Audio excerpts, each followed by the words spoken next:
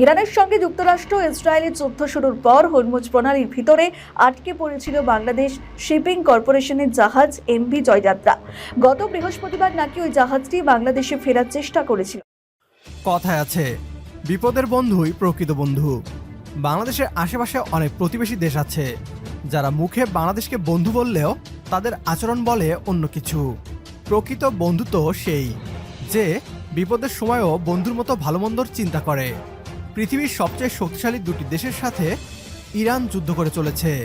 এই যুদ্ধকালীন সময়েও বাংলাদেশকে সাহায্য করে যাচ্ছে ইরান। বাংলাদেশের কয়লাবাহী জাহাজ জয়যাত্রাকে হরমুজ প্রণালী ব্যবহারের অনুমতি দিয়েছে ইরান। এ নিয়ে আলোচনা করছে ভারতীয় পশ্চিমবাংলার মিডিয়া। কি বলছে তারা, আসুন তা দেখি। ইরান ইসরায়েল যুদ্ধ চলছে, তার সঙ্গে যোগ দিয়েছে আমেরিকা। হরমুজ প্রণালী এখন উত্তপ্ত, কারণ হরমুজ প্রণালীতে অদ্ভুত বৈপরীত্য দেখা যাচ্ছে। এখানে ভারতের জন্য ইরান খুলে দিয়েছে নিরাপদ পথ, এদিকে আবার বাংলাদেশের জাহাজ পড়ে গিয়েছে চরম বিপাকে, যেখানে ভারতের জন্য খুলে দেওয়া হয়েছে সেফ প্যাসেজ। বাংলাদেশের জাহাজকে মাঝ সমুদ্রে ফেলে দিয়েছে। কিন্তু কেন ভারত এই সুবিধা পেয়ে গেল? তবে কি ভারতের এটা কৌশলগত জয়? অবশ্যই কূটনৈতিক বিশেষজ্ঞরা বলছেন যে ভারত কৌশলগত দিক থেকে এই জয় ছিনিয়ে নিয়ে এসেছে। কিন্তু কেন পারল না বাংলাদেশ? কেন পেল না বাংলাদেশের সুবিধা? তবে কি আমেরিকার সঙ্গে সখ্যতা তৈরি করাই তাদের কাল হলো? যবে থেকে পশ্চিম এশিয়ায় যুদ্ধ শুরু হয়েছে তবে থেকে হরমুজ প্রণালী অবরুদ্ধ করে দিয়েছে ইরান, যার জন্য বিপদে পড়েছে একাধিক দেশ। ইতিমধ্যেই বাংলাদেশের মতো একাধিক দেশের জ্বালানি সংকট তৈরি হয়েছে। তবে আচমকায় দেখা গেল ভারতের জন্য খুলে দেওয়া হয়েছে হরমুজ প্রণালী। ইরানের সঙ্গে যুক্তরাষ্ট্র ও ইসরায়েলের যুদ্ধ শুরুর পর হরমুজ প্রণালীর ভিতরে আটকে পড়েছিল বাংলাদেশ শিপিং কর্পোরেশনের জাহাজ এমভি জয়যাত্রা। গত বৃহস্পতিবার নাকি ওই জাহাজটি বাংলাদেশে ফেরার চেষ্টা করেছিল। তবে মিসাইল হামলার আশঙ্কায় প্রণালী অতিক্রম না করে পারস্য উপসাগরে আগের অবস্থানে ফিরে যায় জাহাজটি। জানা যাচ্ছে এই ঘটনার পর জাহাজটি যাতে নিরাপদে হরমুজ অতিক্রম করতে পারে সেজন্যই পররাষ্ট্র মন্ত্রণালয়ের মাধ্যমে কূটনৈতিক তৎপরতা চালানোর উদ্যোগ নিতে নৌ পরিবহন মন্ত্রণালয়কে চিঠি দিয়েছে বিএসসি। সংস্থাটির ব্যবস্থাপনা পরিচালক কমোডর মাহমুদুল মালিক এই চিঠি দেন। জাহাজটিতে ৩১ জন বাংলাদেশি নাবিক রয়েছেন। ভারত থেকে পণ্য বহন করে গত ২রা ফেব্রুয়ারি হরমুজ প্রণালী পেরিয়ে পারস্য উপসাগরে প্রবেশ করেছে বাংলাদেশের জয়যাত্রা।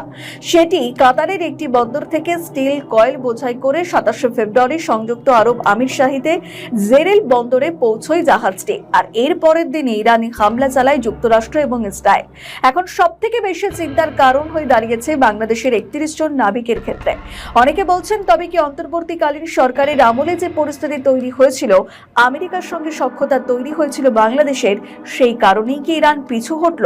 বাংলাদেশকে সাহায্যের হাত বাড়িয়ে দিল না তারা? উঠছে প্রশ্ন। অনেকে বলছেন ইউনুস আমেরিকার সঙ্গে কোনো সখ্যতাই তৈরি করতে পারেনি, উল্টে যুক্তরাষ্ট্র বাংলাদেশকে একাধিক বিপদের মধ্যে ফেলেছে। আর যে কারণে বাংলাদেশ এখন বহু দেশ থেকে সাহায্য সহযোগিতা পাচ্ছে না।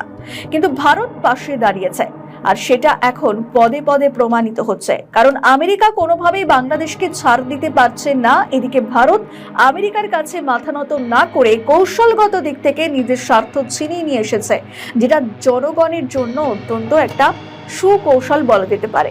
যদিও এখন বাংলাদেশের নির্বাচিত সরকার ক্ষমতায় এসে পরিস্থিতি খানিকটা ব্যালেন্স করছে, যেখানে দেখা যাচ্ছে তারেক রহমান তিনি কিন্তু কার্যত বাংলাদেশের ক্ষমতায় বসে ব্যালেন্স করার চেষ্টা করছেন, ভারতের সঙ্গে সখ্যতা তৈরি করেছেন এবং আমেরিকার সঙ্গেও একটা ব্যালেন্স করে চলার চেষ্টা করছেন। বাংলাদেশের জাহাজ জয়যাত্রা হরমুজ প্রণালী পার হতে গিয়েও পার হয়নি। এটিকে নিয়ে ভারতীয় মিডিয়া গুজব রটাতে শুরু করে দিয়েছে যে ইরান নাকি বাংলাদেশকে অনুমতি দেয়নি। যদি ইরান বাংলাদেশের জাহাজকে অনুমতি না দিত, তাহলে কিভাবে বাংলাদেশি এই জাহাজ হরমুজ প্রণালীর ৬০ নটিক্যাল মাইলে সামনে চলে আসে? বাস্তবতা হলো এই জাহাজ হরমুজ প্রণালী দিয়ে আসার অনুমতি পেয়েছে, তবে ভয়ে জাহাজের মালিক ও কর্তৃপক্ষ আসার অনুমতি দেয়নি। ইরান বাংলাদেশের জন্য হরমুজ প্রণালী খোলা রেখেছে, তবে কোনো জাহাজ মালিক যদি ভরসা করতে না পারে তাতে ইরানের কিছুই করার নেই। বাংলাদেশের সরকার চেষ্টা করেছে জাহাজটিকে নিয়ে আসার জন্য। আজকের ভিডিও এ পর্যন্তই। ভিডিও সম্পর্কে আপনার গুরুত্বপূর্ণ মতামত কমেন্ট বক্সে জানিয়ে দিন আমাদের। সেই সাথে ভিডিও শেয়ার করে দেখার সুযোগ করে দিন আপনার বন্ধুদের। পরবর্তী ভিডিও দেখার আমন্ত্রণ জানিয়ে বিদায় নিচ্ছি আজ। আল্লাহ হাফেজ।